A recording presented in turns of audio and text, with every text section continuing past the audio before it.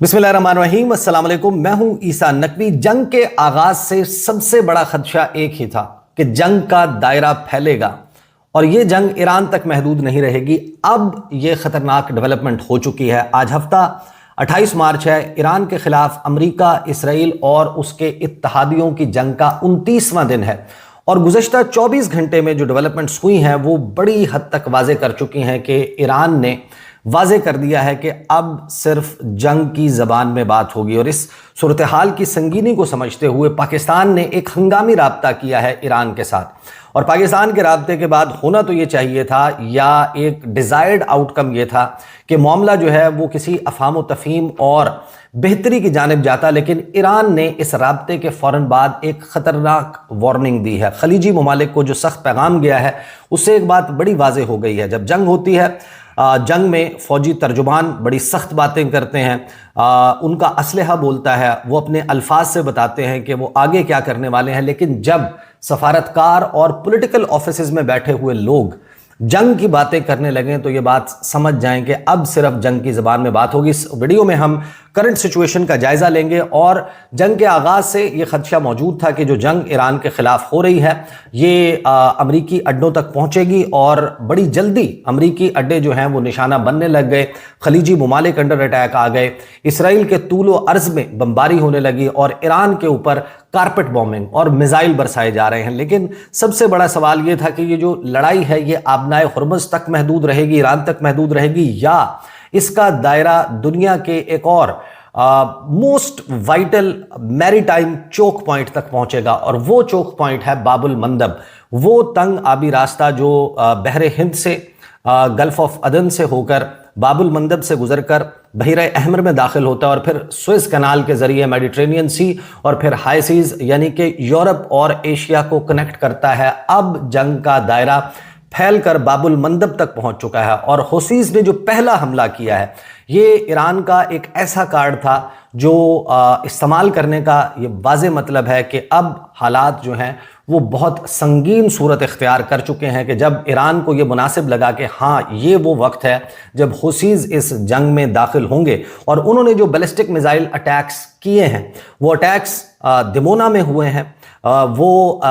Israel की nuclear sites के ऊपर हुए हैं, उनमें ज़्यादातर को इंटरसेप्ट कर लिया गया है। लेकिन इस हमले के बाद एक बात बड़ी वाज़े नज़र आती है कि जो खलीजी ममालिक हैं उनको अब दो तरफ से उनके ऊपर हमले हो सकते हैं और किस किस्म के हमले हो सकते हैं वो गुज़श्ता 24 घंटे में बड़ी हद तक वाज़े हो चुका है। और वज़ीर-ए-आज़म पाकिस्तान शहबाज शरीफ ने ईरान के सदर मसूद पज़ेश्कियान से जो राब्ता किया है उसकी बड़ी इंटरेस्टिंग डिटेल्स जारी की गई हैं। लेकिन उस कन्वर्सेशन के फ़ौरन बाद इधर से पाकिस्तान की तरफ से उस राब्ते की तफसील जारी की जाती है और साथ ही मसूद पज़ेश्कियान का जो ट्विटर हैंडल है, जो उनका एक्स अकाउंट है, उससे एक पोस्ट की जाती है। और मसूद पज़ेश्कियान जो धीमे लहजे में बात करने वाले हैं, जो ख़तरनाक ज़बान इस्तेमाल नहीं करते, उनकी तरफ से जो पैगाम दिया गया है एक क्लियर वार्निंग है खलीजी ममालिक को कि अगर अपनी तरक्की और अपनी सिक्योरिटी अजीज़ है तो फ़लाँ काम मत करो। और वो फ़लाँ काम क्या है और किस तरीके से अरब सॉइल से हो रहा है, पहले तो डोनाल्ड ट्रंप ने उसका इशारा किया था, लेकिन ईरान के प्रिंस सुल्तान एयरबेस पर एक हमले से और उसकी जो वेस्टर्न मीडिया में रिपोर्टिंग है उससे बड़ी हद तक वाज़े हो गया है कि ईरान ये बात समझता है कि उसके पास एक लेजिटिमेट राइट मौजूद है अपने सेल्फ डिफेंस का, और हर वो मकाम जहां से उनके खिलाफ अटैक्स ओरिजिनेट होंगे वो उसको निशाना बनाने का हक रखते हैं। सूरत हाल क्या होती है कि सबसे पहले तो अब ये ऑफिशियली कंफर्म हो चुका है, रशिया टुडे समेत दुनिया भर के जरीदे जो हैं उनका फोकस इस जंग से कुछ लम्हों के लिए हटकर बाबुल मंदब पहुंच गया है, जहां पर हुसीज जो हैं उनकी तरफ से, जिनका यमन के अभी भी बेशतर हिस्से पर कंट्रोल मौजूद है। और ये बात जहन में रखें कि हुसीज को आप अंडर एस्टिमेट नहीं कर सकते, क्योंकि पूरी दुनिया की ताकतवर तरीन अफवाज और अमीर तरीन अफवाज अपनी तमाम तर मिलिट्री माइट के साथ अमेरिका की बैकिंग, यानी कि ज़ाहिर है कि पैसा जो है वो खलीजी ममालिक का था और बैकिंग और इस सारे मामले में वो अमेरिका, बरतानिया और इनके हवारियों की थी। यमन 2014 से, बल्कि उससे बहुत पहले से, लेकिन जो कोलेशन लॉन्च की गई 2014-15 उस वक्त से हालत जंग में है। और अगर इतना अरसा गुजरने के बाद भी ہوسیز کی کمر نہیں ٹوٹی اور اب بھی وہ یمن کی میجورٹی ایریا جو ہے اس کے اوپر ان کا کنٹرول، یعنی کہ سعودی عرب کے عین عقب میں ان کا کنٹرول موجود ہے، تو ان کے اوپر قابو پانا اتنا آسان نہیں ہوگا۔ اور جس قسم کے بیلسٹک میزائلز انہوں نے استعمال کیے ہیں، ان کا رخ ابھی تو اسرائیل کی طرف ہے، لیکن اگر ان کا رخ دوسری جانب ہو گیا تو پھر کیا صورتحال ہوگی اس کا آپ اندازہ لگا سکتے ہیں۔ رشیا ٹوڈے لکھتا ہے کہ Houthis officially declare war on U S A, کہ امریکہ کے خلاف ہوسیز نے باقاعدہ اعلان جنگ کر دیا ہے، اور اپنے پہلے بیلسٹک میزائل کا جو راؤنڈ انہوں نے براج ایک فائر کی ہے، اس میں جو دمونا ہے اس کو نشانہ بنایا گیا ہے، اس کو ٹارگٹ کیا گیا ہے۔ اس کا مطلب یہ ہے کہ اگر یہ اٹیکس کوارڈینیٹڈ ہونے لگے اور ان کوارڈینیشن ود ایران یہ اٹیکس ایک ہی وقت میں کیری آؤٹ ہونے لگے، تو ڈیفرنٹ ڈائریکشن سے آتے ہوئے میزائل، اور اس میں ہائپر سونک میزائل یا پھر جو ایریل ڈیفنس سسٹم ہے اسرائیل کا اور ان کے اتحادیوں کا، اگر وہ ہوسیز کے میزائلز کو انگیج کر رہا ہوگا تو اس دوران ایرانی میزائل جو ہیں وہ بڑی تباہی پھیلا سکتے ہیں۔ کرنٹ سچویشن کا بھی جائزہ لیں گے، لیکن اہم ترین ڈیولپمنٹ کیا ہوتی ہے کہ ایرانی میزائل جو ہیں وہ ہٹ کرتے ہیں پرنس سلطان ایئر بیس کو سعودی عربیہ میں، اور اس میں 12 امریکی فوجی جو ہیں وہ نشانہ بنتے ہیں، اور ایک ایئر کرافٹ جو ہے ایک میجر بریچ ہے یو ایس ڈیفنسز کی۔ جب سے یہ جنگ شروع ہوئی ٹی آر ٹی لکھ رہا ہے، پوری دنیا کا میڈیا لکھ رہا ہے کہ ایک میجر بریچ ہوئی ہے، گراؤنڈ پہ موجود ایک ایئر کرافٹ اس کو نشانہ لگا ہے، اور 12 امریکی فوجی زخمی ہوئے ہیں۔ 5 کی حالت بہت ہی تشویشناک بتائی جاتی ہے، اور یہ بڑی ایک کلیئر انڈیکیشن ہے کہ جب آغاز سے یہ کہا جا رہا تھا کہ سعودی عرب is part and parcel, U A E is part and parcel of this war on Iran, اور پھر اس کی تصدیق ڈونلڈ ٹرمپ نے اپنی گفتگو میں کی جب اس نے کہا کہ یہ تمام ملک ہمارے ساتھ مل کر ایران کے خلاف لڑ رہے ہیں، محمد بن سلمان از اے واریر، یہ ساری گفتگو کی۔ اس کے بعد بھی کہیں نہ کہیں کچھ لوگوں کے ذہنوں میں شبہ تھا کہ یہ تو ڈونلڈ ٹرمپ نے بات کیا، لیکن اب پرنس سلطان ایئر بیس پر 12 امریکی فوجیوں کے زخمی ہونے کا بڑا ہی کلیئر مطلب یہی ہے کہ ایک تو ایران باوجود اس کے کہ پاکستان کی طرف سے ثالثی کے پیغامات جا رہے ہیں، پاکستان یہ کہہ رہا ہے کہ اگر جنگ سعودی عرب تک پہنچتی ہے تو پھر ہمارا ان کے ساتھ ڈیفنس پیکٹ موجود ہے اور ہمیں اس میں شامل ہونا پڑے گا۔ اس کے باوجود ایران وہاں پر جن ٹارگٹس کو اپنے لیے لیجٹیمیٹ ٹارگٹ سمجھتا ہے، یہ سمجھتا ہے کہ یہ اہداف ہمارے لیے ضروری ہیں، ان کو نشانہ بنا رہا ہے۔ اور اب اس کا امپیکٹ کیا ہوگا جیسے ہی یہ ڈیولپمنٹ ہوتی ہے، اور سائیڈ بائی سائیڈ کچھ چیزیں ہوئی ہیں جو عباس عراقچی کہہ رہے ہیں، اور ایران خلیجی ممالک کو جو وارننگز دے رہا ہے، اس پر آنے سے پہلے شہباز شریف جو ہیں رابطہ کرتے ہیں مسعود پزشکیان سے، اور اس کے بعد وہ ایک ٹویٹ کرتے ہیں، وہ لکھتے ہیں کہ ایک بڑی تفصیلی ٹیلی فونک کنورسیشن ہوئی ہے میری اپنے بھائی مسعود پزشکیان سے، ایرانی صدر سے، اور تقریباً 1 گھنٹہ یہ گفتگو جاری رہی۔ اس میں پاکستان نے اپنے عزم کا اعادہ کیا کہ ہم ایران کے اوپر اسرائیل کے جارحانہ حملوں کی مذمت کرتے ہیں، خاص طور پر جو حالیہ حملے ہوئے ہیں سویلین انفراسٹرکچر پر، اور پاکستان نے اپنی سولیڈیرٹی کنوے کی ایران کے بہادر عوام کو۔ ایک مرتبہ پھر اس بات کا اظہار کیا کہ پاکستان افسوس کا اظہار کرتا ہے کہ جو قیمتی جانوں کا نقصان ہوا ہے، جو لوگ زخمی ہوئے ہیں یا جو لوگ اپنے گھروں سے دربدر ہو گئے ہیں، اس کے حوالے سے پاکستان نے اپنے افسوس کا اظہار کیا۔ ساتھ ہی انہوں نے شکریہ ادا کیا کہ انہوں نے پاکستان کے اس کردار کو سراہا ہے کہ پاکستان امن اور ڈائیلاگ کے لیے اس سارے معاملے میں فیسیلیٹیشن کا کردار ادا کر رہا ہے۔ ساتھ ہی انہوں نے جو ایرانی صدر ہیں ان کو بتایا کہ پاکستان کس طریقے سے مختلف ممالک کو انگیج کر رہا ہے اس جنگ کے خاتمے کے لیے، امریکہ کے ساتھ اور جو ہمارے خلیجی ممالک برادر اسلامی ملک ہیں ان کے ساتھ رابطے میں ہے، تاکہ ڈائیلاگ اور ڈی ایسکیلیشن کی جا سکے۔ لیکن مسعود پزشکیان اس گفتگو کے فوراً بعد ایک ٹویٹ کرتے ہیں، وہ کہتے ہیں کہ we have said many times that Iran does not carry out preemptive attacks, کہ ایران کہیں سے اپنے خود کو خطرہ سمجھتے ہوئے پیشگی حملے نہیں کرتا، یہ ایران کی پالیسی نہیں ہے، but we will retaliate strongly if our infrastructure اور economic centers are targeted۔ اگر ہمارے جو انفراسٹرکچر ہے اس کو اور ہمارے معاشی مراکز کو ٹارگٹ کیا جائے گا تو پھر ہم بڑا شدید رد عمل دیں گے to the countries of the region, خطے میں موجود ممالک کے لیے۔ if you want development and security، اگر آپ کو اپنے ہاں ترقی اور سیکیورٹی عزیز ہے، don't let our enemies run the war from your lands, تو ہمارے دشمنوں کو اپنی زمین سے ہمارے خلاف جنگ مت لڑنے دو۔ یہ بڑا ہی سٹرونگ میسج ہے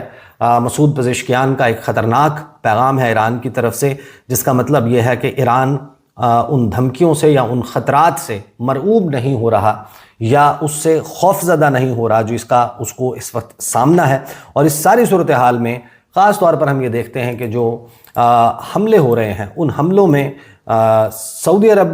کی سرزمین کا استعمال، ڈونلڈ ٹرمپ کی طرف سے اس کا دعویٰ کیا جانا، پھر ایران کی طرف سے حملہ کیا جانا، پرنس سلطان ایئر بیس پر ایک ایئر کرافٹ تباہ ہونا، ان کے 12 فوجیوں کا زخمی ہونا، اس کو تسلیم کر لیا جانا، اس بات کا واضح ثبوت ہے کہ امریکہ جو ہے اس بات کو چھپا نہیں رہا۔ It's an open secret, it is very clear now کہ سعودی عرب جو ہے وہ اس جنگ کا حصہ، یا سعودی عرب کی سرزمین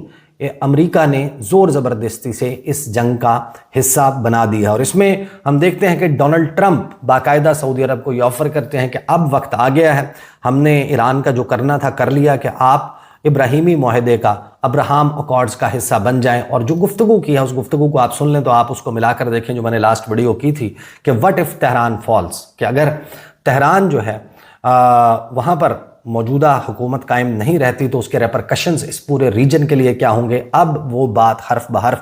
درست ثابت ہوتی ہوئی دکھائی دے رہی ہے۔ رائٹرز اس بات کو کنفرم کر رہا ہے کہ جو یو ایس آفیشل ہیں ان کو کوٹ کرتے ہوئے کہ 12 یو ایس ٹروپس انجرڈ ہوئے ہیں۔ جو کرنٹ سچویشن ہے اس میں، اور باب المندب کا معاملہ کیوں اہم ہے اس کے اوپر آ جاتے ہیں، کیونکہ اب باقاعدہ طور پر اس جنگ کا دائرہ جو ہے وہ پھیلنے لگا۔ جو سمری اس وقت سامنے آ رہی ہے وہ یہ کہ یمن میں ایران کے حمایت یافتہ جو حوثی باغی ہیں، جن کو باغی کہا جاتا ہے، انہوں نے کنفرم کر دیا ہے کہ پہلا اٹیک اسرائیل پر کر دیا گیا ہے، اور امریکہ اور اسرائیل کی اور ایران کی اس جنگ میں اب ہم ایک ایکٹر کے طور پر شامل ہو گئے ہیں۔ جو بیلسٹک میزائل اٹیک ہے جس کو انٹرسیپٹ کر لیا گیا اسرائیل کی طرف سے، اسرائیلی ملٹری کی طرف سے، لیکن جو south of the occupied West Bank ہے وہاں پر دمونا میں حملہ ہونے کا مطلب یہ ہے کہ حوثیز کے ٹارگٹ جو ہیں وہ بہت واضح ہیں، اور حوثیز کے بیلسٹک میزائلز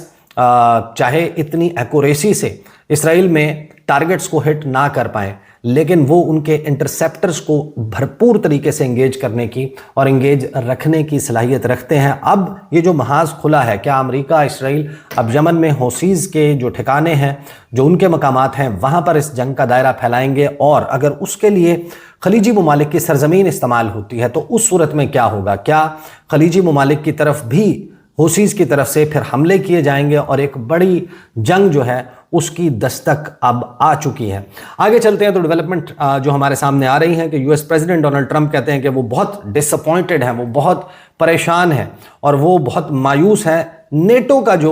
رسپانس آیا ہے ایران کے خلاف اس جنگ میں، بزنس کانفرنس سے وہ خطاب کر رہے تھے، اور ڈونلڈ ٹرمپ نے کہا کہ میں ہمیشہ سے نیٹو کو ایک کاغذی شیر، ایک پیپر ٹائگر سمجھتا ہوں، اور میں نے ہمیشہ یہ کہا ہے کہ ہم نیٹو کی مدد کرتے ہیں لیکن وہ جواب میں کبھی ہماری مدد نہیں کرتے۔ اس بات کو سمجھنا بہت ضروری ہے کہ جب ایران سے آبنائے ہرمز کا قبضہ چھڑوانے کے لیے امریکی فوجی دستوں کے اضافی نفری جو ہے اور اضافی دستے جو ہیں وہ اس ریجن میں جوک در جوک پہنچ رہے ہیں، بڑی ہی پراسرار قسم کی ڈیولپمنٹس ہو رہی ہیں۔ عین اس وقت باب المندب پر معاملہ ہو جانا، آپ ابھی تو بات کرتے ہیں، ظاہر ہے کہ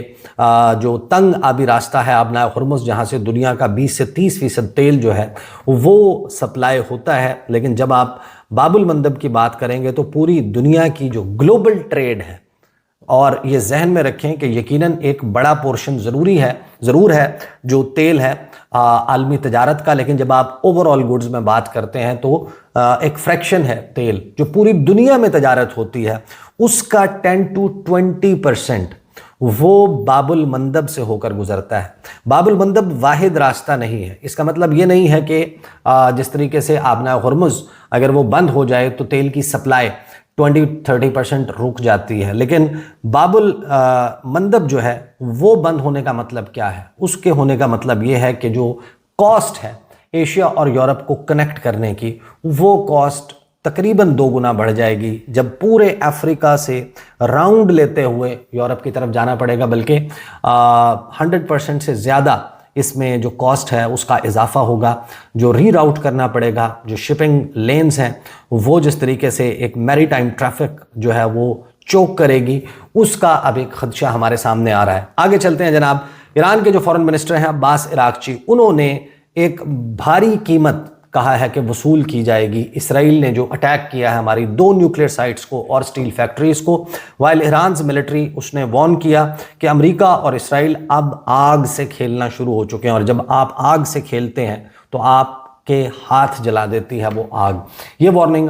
دی گئی ہے۔ ایران کی جو اٹامک انرجی آرگنائزیشن ہے اس نے کہا کہ کوئی لیکیج ریڈیو ایکٹیو ایلیمنٹس کی یا مٹیریلز کی نہیں ہوئی۔ جو حملے جو ہیں وہ کیے گئے